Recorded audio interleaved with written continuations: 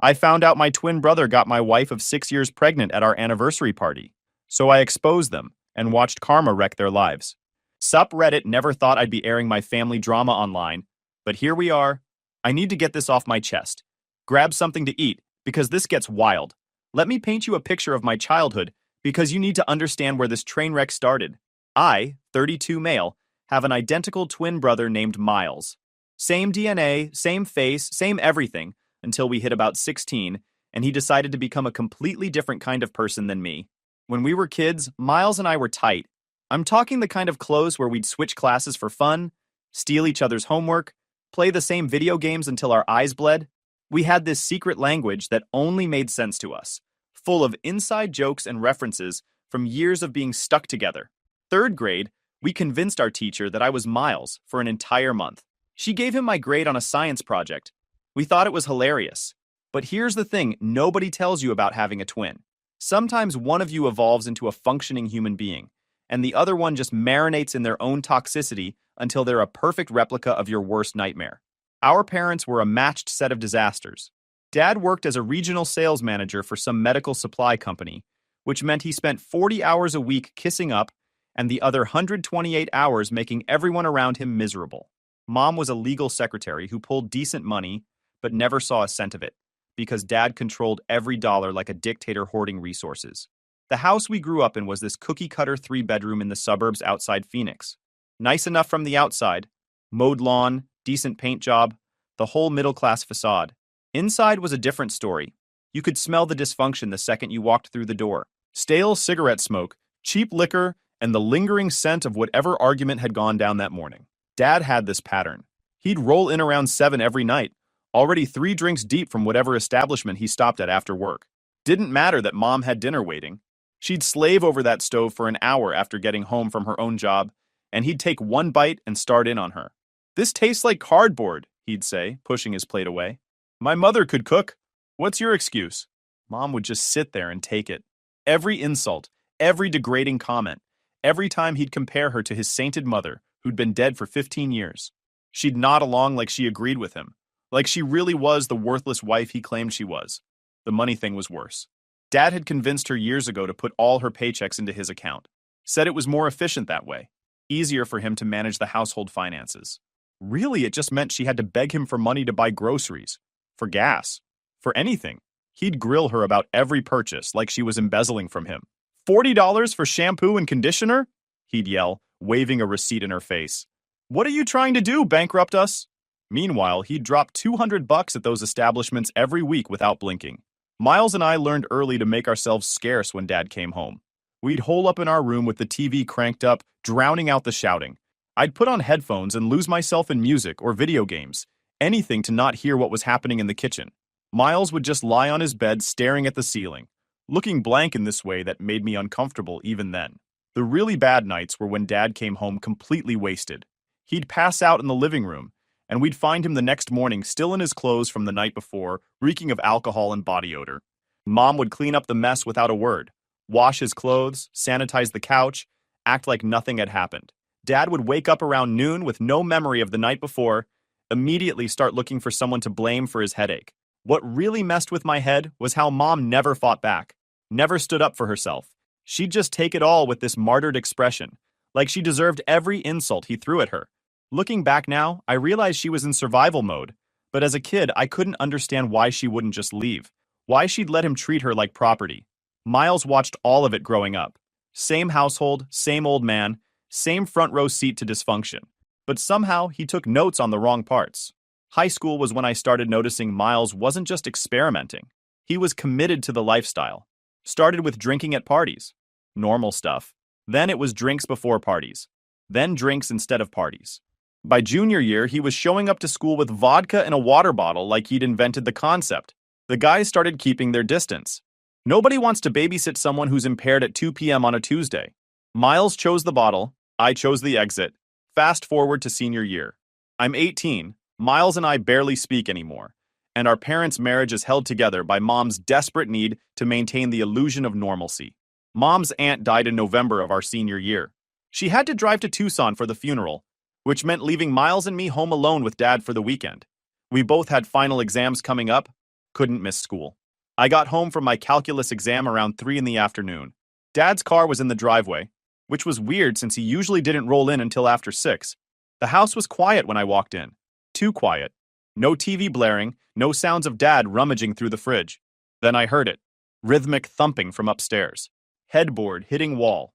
A woman's voice that definitely wasn't Mom's, making sounds that made my stomach turn. I took the stairs 2 at a time. The master bedroom door was half open. I pushed it all the way, and there was my dad, half dressed, with some woman from his office. Both of them intoxicated, rolling around in my parents' bed, the bed my mom slept in every night. They didn't even notice me, too out of it to care about anything except each other. The woman, blonde, maybe 30, with Dad's company name tattooed on her ankle like she was branded property, was laughing between moans. Dad was muttering something about how much better she was than Mom, how Mom had let herself go, how this woman actually knew how to satisfy him. I stood there for maybe 30 seconds, watching this disaster in real time. Then I backed out slowly, closed the door, and went downstairs to wait for Miles. He showed up an hour later. I met him in the driveway before he could even get out of his truck. "We need to talk," I said. "Now." I told him everything, described what I'd walked in on, how Dad had brought this woman into our house, into Mom's bed, and was actively cheating on her in the most disrespectful way possible. Miles's reaction wasn't shock, wasn't anger. It was guilt, uncomfortable, squirming guilt. "You already knew," I said flatly. He sighed. "I caught them a few months ago, at his office after hours." My blood went cold. "And you just went along with it? What was I supposed to do? Blow up the family? Cause drama?" "The family's already blown up," I shouted. "He's cheating on Mom in her own bed, and you've been helping him hide it. It's complicated." "No, it's not." I shoved him. "He's betraying Mom, and you're enabling it, just like you enable all his other nonsense." Miles got in my face. "You always need to play hero, don't you? Always trying to prove you're better than everyone else. Sometimes marriages are complicated. Dad has needs that Mom isn't fulfilling. That's not our business. She's our mother, and he's our father. If you tell her and they get divorced, I'm blaming you forever. Every piece of fallout from this is on your head." "Then blame me," I said, "because I'm telling her the second she gets home." We didn't speak for the rest of the day. Miles locked himself in his room while I waited downstairs, watching the clock. Dad and his mistress eventually stumbled out around 6, both looking guilty as hell when they saw me sitting on the couch. He tried to threaten me into silence, told me I'd regret it if I opened my mouth. I just stared at him until he left. Mom got home at 9, exhausted from the funeral and the 4-hour drive. She looked so worn down, so tired. I almost didn't have the heart to tell her, but I did. "Mom, sit down," I said. "There's something you need to know." She looked confused, glancing between me and Miles, who'd emerged from his cave. "What's going on?" I told her everything. The affair, the woman. The fact that it had been happening for months in our house, in her bed. Miles tried to interrupt, tried to claim I was exaggerating, but I kept talking over him. Dad walked in right in the middle of my explanation. Tried to deny it at first. Said I was lying to cause trouble. But Mom's face told me she already knew. Maybe not the specifics, but deep down, she'd suspected. "Is this true?" she asked him, her voice weirdly calm. He got defensive instead of apologetic. "So what if it is? You think I'm supposed to stay faithful to someone who can't even keep me interested? Look at yourself, Linda. You've gained 40 pounds. You dress like a grandmother. You're boring in bed. What did you expect?" That's when Mom slapped him, hard enough that the sound echoed through the house. Dad stumbled back more from shock than force, his hand going to his reddening cheek. "I'm done," Mom said quietly. "Boys, pack your things. We're leaving." I was already moving toward my room when I noticed Miles wasn't following. "Miles, let's go," I said. He looked at Dad, then at Mom, then back at Dad. And then he sealed our fate forever. "I'm staying with Dad." Mom's face went pale. "Miles, honey, please." "No," he said firmly. "I'm not leaving because you can't handle reality. Dad needs someone here, and it's not going to be me abandoning him over some family drama." "He cheated on me," Mom said, her voice breaking. "In our bed." "Yeah, well, maybe if you took better care of yourself, he wouldn't have needed to look elsewhere," Miles said with zero emotion. "Can't really blame him." I didn't think, just lunged at him. We crashed through the coffee table, fists flying. I got in 3 solid punches before Mom screamed at us to stop. We separated, both bleeding from split lips, both breathing hard. "Get your stuff and get out!" Miles spat blood onto the carpet. "Both of you!" So we did. Mom and I packed whatever we could carry in duffel bags and trash bags, loaded up her car, and left. Dad stood in the doorway yelling about how we were abandoning the family, how we'd regret this, how Mom would come crawling back when she realized she couldn't make it on her own. Miles stood next to him, and for just a second, I saw doubt flicker across his face. But he stayed, and that was that. We lived in a cheap motel for 3 weeks while Mom figured out our next move. Turned out her aunt, the one who just died, had left her $18,000 in her will. Not a fortune, but enough to start over. She opened her own bank account for the first time in her adult life, found us a decent 2-bedroom apartment on the other side of town, and filed for divorce. The divorce took 10 months and got nasty. Dad fought to keep every penny, but the courts didn't care. Adultery with a mistress he'd brought into the marital home, combined with financial abuse and my testimony, meant Mom walked away with half of everything. The house sale, his retirement account, savings, all of it split down the middle. Dad was livid, called her greedy, vindictive, a gold digger. Said she was trying to destroy him financially. Miles called me exactly once during the proceedings. Told me I'd ruined our family, that Dad was drinking more than ever, depressed, falling apart, that everything was my fault because I couldn't keep my mouth shut. Good, I said, and hung up. We didn't talk again for 7 years. College was my clean slate. I got into Arizona State on a decent scholarship, moved into the dorms, threw myself into starting fresh. Mom was thriving too. Got promoted to office manager at the law firm where she worked, moved into a nicer place, started actually enjoying her life for the first time in decades. That's where I met Clara. She was in my Biology 101 class, always sat in the 3rd row with her hair in this messy bun that somehow looked perfect. I'm not usually smooth. Growing up watching my dad abuse my mom didn't exactly give me a blueprint for healthy relationships, but something about Clara made me want to try. I asked her out for coffee after an exam. She said yes. We ended up talking for 6 hours, barely touching our textbooks. She told me about growing up in Seattle, her dream of becoming a school counselor, her obsession with hiking and outdoor stuff. I told her about most things. Left out the heavy family trauma until date number 4. When I finally did open up about my dad, Miles, everything, Clara didn't run. She listened, asked smart questions, told me I did the right thing protecting my mom. We dated for 3 years, moved in together after graduation, got married a year later at City Hall with just Mom and a few close friends. No big wedding. Neither of us wanted the stress. Just signed papers, had dinner at a nice steakhouse, called it a day. I landed a job as a database administrator for a tech company in Scottsdale. Clara got hired at an elementary school doing counseling work. We bought a small 3-bedroom house in Tempe, adopted a German Shepherd named Diesel, did the whole suburban dream thing. Miles wasn't in any of it. I'd see updates occasionally through family. He was working construction, living with Dad still, dating random women who never lasted more than a few months. Mom tried to keep a relationship with him, invited him to holidays, but he always found excuses not to show. The rare times he did appear, we'd end up in a screaming match within an hour. Then Dad died. Heart attack at 59, found dead on his couch with an empty bottle of liquor on the floor. Doctor said his liver was basically destroyed. Honestly surprising he'd made it that long. Mom wanted to go to the funeral. He was still your father, she said, like that meant something after everything. I went for her. Wore a black suit I hated, stood in the back of the funeral home while distant relatives I barely knew gave speeches about what a great guy Dad was. Amazing how memory improves once someone's dead. Miles spotted me immediately. He was standing near the casket, red-eyed and intoxicated at 2 in the afternoon. The service hadn't even started yet. He pushed through the crowd and got right in my face. "You've got some nerve showing up here," he slurred, jabbing a finger at my chest. "After what you did? You killed him, you know that? All the stress from the divorce, losing his money, that's on you. You're the reason he's dead." People were staring. Clara grabbed my arm, trying to pull me away, but I held my ground. "I didn't kill anyone," I said evenly. "He killed himself, 1 bottle at a time, just like he killed Mom's spirit for 20 years. "Nonsense!" Miles shoved me hard. "If you hadn't run your mouth about the affair, they'd still be married. He'd still be alive. This is your fault." I punched him. Clean shot to the jaw that dropped him onto the funeral home carpet.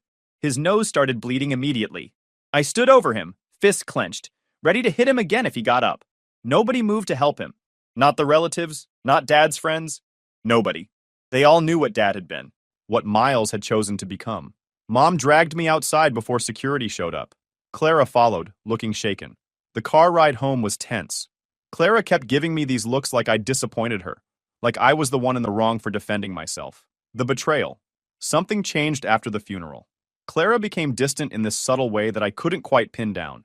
Our conversations got shallow. Work talk, bill talk, what's for dinner talk. The deep conversations we used to have at 2 in the morning just stopped happening. She started spending way more time on her phone.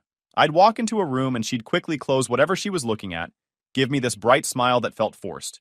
When I asked if everything was okay, she'd say she was fine, just stressed about work. I caught her crying in the bathroom a few times. Quiet sobs she tried to hide with running water. When she'd come out with red eyes, she'd blame it on her period, or a tough day with a student. But the timing never added up. Our 6th wedding anniversary was coming up. 6 years married, together for 10 total. I wanted to do something big, something to remind us both why we'd fallen in love. So I planned a party, rented out this nice venue downtown, invited all our friends and family, hired a caterer, open bar, the works. Clara seemed hesitant when I first told her. I don't know if we need something that big, she said, not looking at me. Maybe just dinner? Come on, I said, pulling her close. When's the last time we really celebrated? Let's go all out. She was quiet for a long moment. Then her whole demeanor shifted. She smiled, that real smile I'd been missing, and said, You know what? You're right. Let's make it huge. Invite everyone. The night of the party arrived. The venue looked incredible. String lights everywhere, tables set up perfect, bar in the corner already getting heavy use. Friends from college, co-workers, family I hadn't seen in years. Everyone showed up dressed nice, ready to celebrate. I worked the room, catching up with my cousins from Dad's side, who I'd lost touch with. They asked about work, the house, when Clara and I were planning to have kids. Standard party conversation. That's when I saw him walk through the door. Miles. I froze mid-conversation with my cousin Tyler, nearly dropping my drink.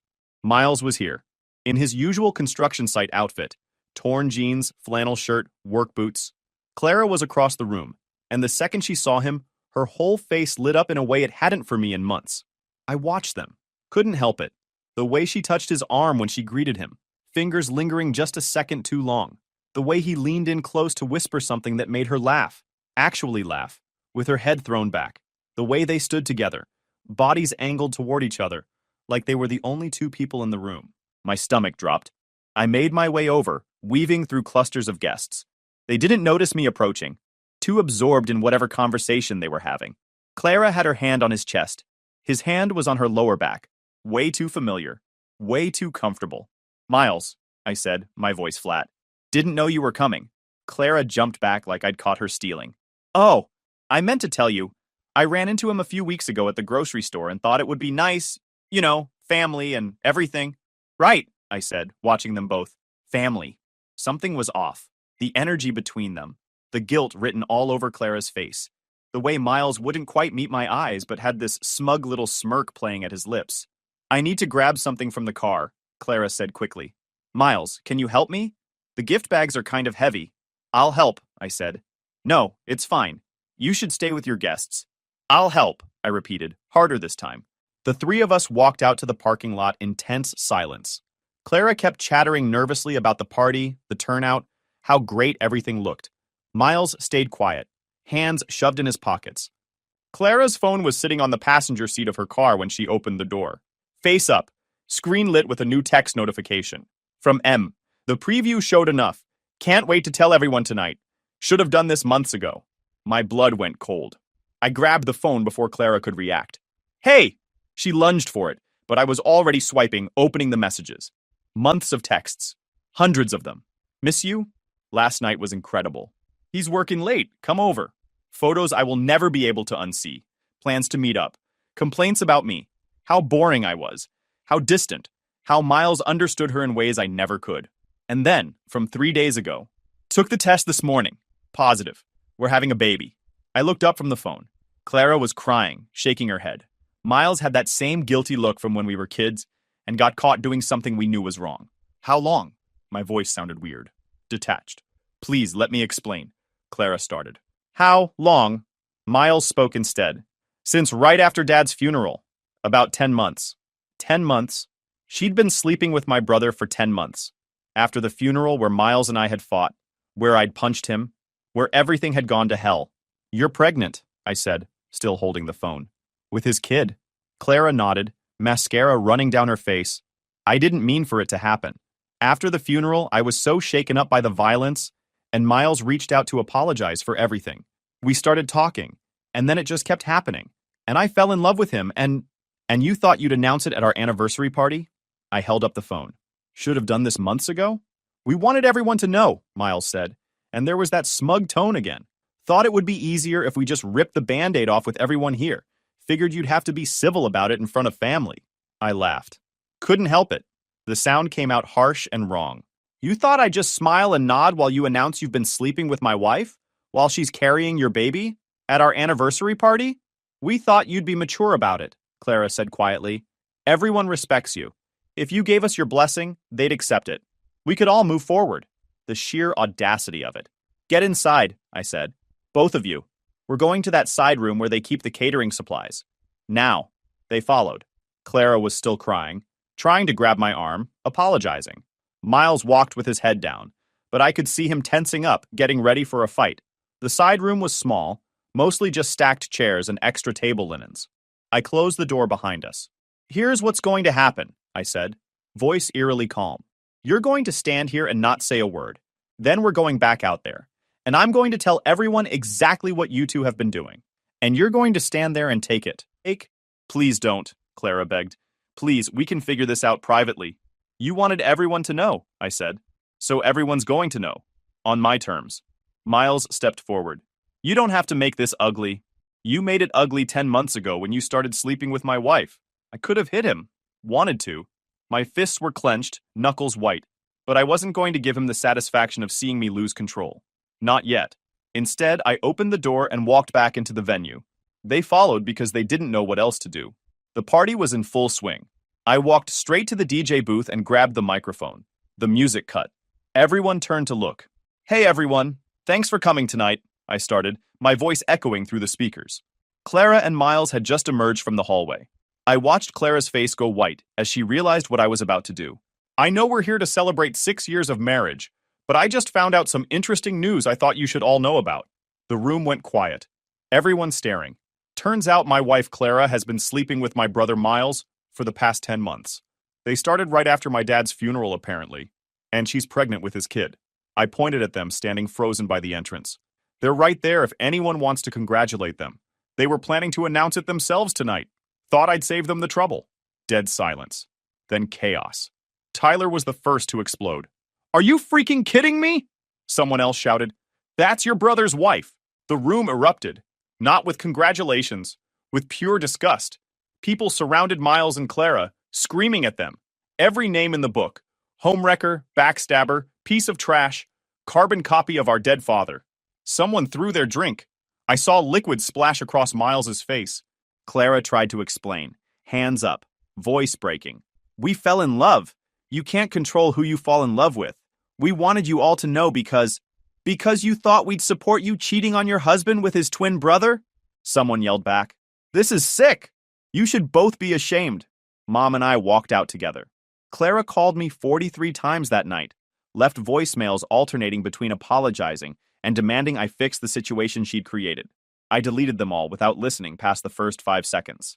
The next morning, I called a divorce attorney. By noon, I'd changed all the locks. By evening, I sent her one text. You have 1 week to get your stuff. After that, it's on the curb. She tried to negotiate. Said she was pregnant, needed more time. I told her she should have thought about that before spreading her legs for my brother for 10 months. The divorce was quick. Beautiful thing about prenups and public admission of adultery, there's not much to fight about. Clara got nothing. No house, no money, no alimony, and definitely no child support since she'd made it crystal clear whose kid she was carrying. I showed up to one court hearing, sat across from her while she tried to explain how she'd fallen in love with Miles. I didn't say a word, just signed the papers and left. Sold the house 4 months later. Bought a condo downtown. 20th floor, floor-to-ceiling windows, view of the whole city. Diesel came with me, of course. No way I was leaving my dog behind. Started hitting the gym. Picked up Brazilian jiu-jitsu because I needed an outlet. Went on a few dates, nothing serious. The family rumor mill kept me updated. Clara had a girl. They moved into a cramped apartment in Mesa because Miles's construction checks barely covered rent. Clara went back to work 6 weeks postpartum because Miles was spending half his paycheck at those establishments. He was becoming dad. Miles tried borrowing money from every family member who'd still take his calls. Nobody was lending him a cent. He'd burned every bridge. Mom cut him off completely. Me? I focused on moving forward. Got promoted at work. Bought a second property as an investment. Started seeing someone casually. An architect named Melissa, who had her life together. Life was good. Stable. I wasn't waking up with anxiety anymore. Then, about 2 years after the divorce finalized, Miles showed up at my building. He somehow convinced the front desk he was me. Twin thing worked on the new guy. Found him waiting outside my door when I got home from work. He looked like absolute garbage. Unshaven, clothes dirty, eyes bloodshot, and desperate. I need to talk to you, he said. I tried to walk past him. No, please. He grabbed my arm. Just 5 minutes. I'm begging you. Something about hearing him say that word, begging, made me stop. I unlocked my door but didn't invite him in. Stood in the doorway with my arms crossed. Talk. We're messed up, he said, voice cracking. Completely done for. I got fired 2 months ago. We're 4 months behind on rent. Eviction notices posted. The baby's been sick for 3 weeks, coughing constantly, won't eat. Clara took her to urgent care once, but we can't afford the follow-up. They said she might have pneumonia. I just stared at him. I need money, he continued. 5 grand, maybe 10, just to get caught up on rent and take the baby back to the doctor. Clara's family won't help. Mom blocked us. I've asked everyone. You're the last person I can turn to. And you thought I'd help you? You're my brother. Was, I corrected. Past tense. You slept with my wife, got her pregnant, humiliated me, and now you want a loan? I'll pay you back, he said desperately. I swear. Whatever you want. We're out of options. The baby needs help. Then maybe you shouldn't have spent your rent money at those establishments. His face went red. I made mistakes. I know that. But she's innocent. Please. I'm literally begging you. Name your terms. I looked at him. Saw the desperation, the shame, the anger. Saw Dad's ghost standing there, making the same excuses, blaming everyone else. No. What? Figure it out yourself. She could have pneumonia. Not my problem. You wanted to play house with my wife? Congratulations. Now deal with the consequences like an adult instead of running to everyone else to fix your mess. You jerk, he shouted. She's your niece. She's a baby and she's sick and you're just going to let her suffer? I'm going to let her suffer because her father's an addict who cares more about drinking than medicine. Get off my doorstep before I call security. Please, he tried one more time. I'm sorry. For everything. I was wrong. I messed up. I know I don't deserve your help, but she does. Just this once. I stepped inside and closed the door in his face. Heard him pounding on it for another minute before his footsteps retreated. I stood there thinking about what he'd said. A baby with possible pneumonia. Parents who couldn't afford medical care. Miles admitting he'd been drinking away their money. The next morning, I called Tyler. Hey man, I said when he picked up. You still live near Miles and Clara's place? Yeah, why? I need you to tell me what you've seen. Be honest. Tyler was quiet for a moment. It's bad, dude. I saw them at the grocery store last week. The baby looked rough, runny nose, coughing hard. Clara looked like she hadn't slept in weeks. Miles was buying alcohol instead of medicine or baby food. I heard from someone in their building that there's fighting all the time. Baby crying at all hours. Pretty sure Miles is intoxicated more often than he's sober. My jaw clenched. How bad is the apartment? I haven't been inside, but I've seen them in the hallway. Place smells like mold and cigarettes. Miles leaves empty bottles by the front door. Neighbors have complained to the landlord multiple times. That sealed it for me. I called CPS the next day. Gave them the address, described what I'd heard. Parents behind on rent, father with a substance abuse problem, baby sick and not receiving medical care. I told them I was a concerned family member who'd been informed the child was living in unsafe conditions. The lady on the phone took down all the information, said they'd send someone to do a welfare check within 72 hours. I hung up feeling complicated. Part of me knew I was doing this to protect a kid. The other part knew I was also doing it to destroy them. Maybe both things were true. 3 weeks later, Miles showed up at my building again. Somehow convinced a different security guy he was me.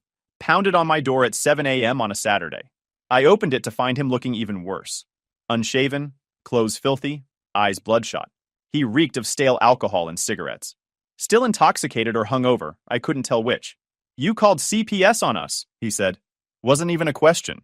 Yeah, I did. His face went red. They took her. They took our daughter. Said the apartment was unsafe. That I was under the influence during their visit. That Clara couldn't prove she'd been taking the baby to a doctor. Good, I said flatly. Maybe now she'll actually get the medical care she needs. You destroyed my family, he was shouting now, spit flying, alcohol breath hitting me in the face. She's gone. They said we have to complete all these programs before we can even get supervised visits. You destroyed your own family when you slept with my wife, I said. I just made sure an innocent kid didn't suffer because you're an addict. He tried to shove past me. That's when 6 months of jujitsu kicked in. I grabbed his arm, turned my hip, put him on the hallway floor. Not gracefully. We both stumbled. I banged my elbow on the doorframe, and he landed hard. He laid there for a second, stunned, then started crying. Not laughing, actually crying. I'm sorry, he said, voice breaking.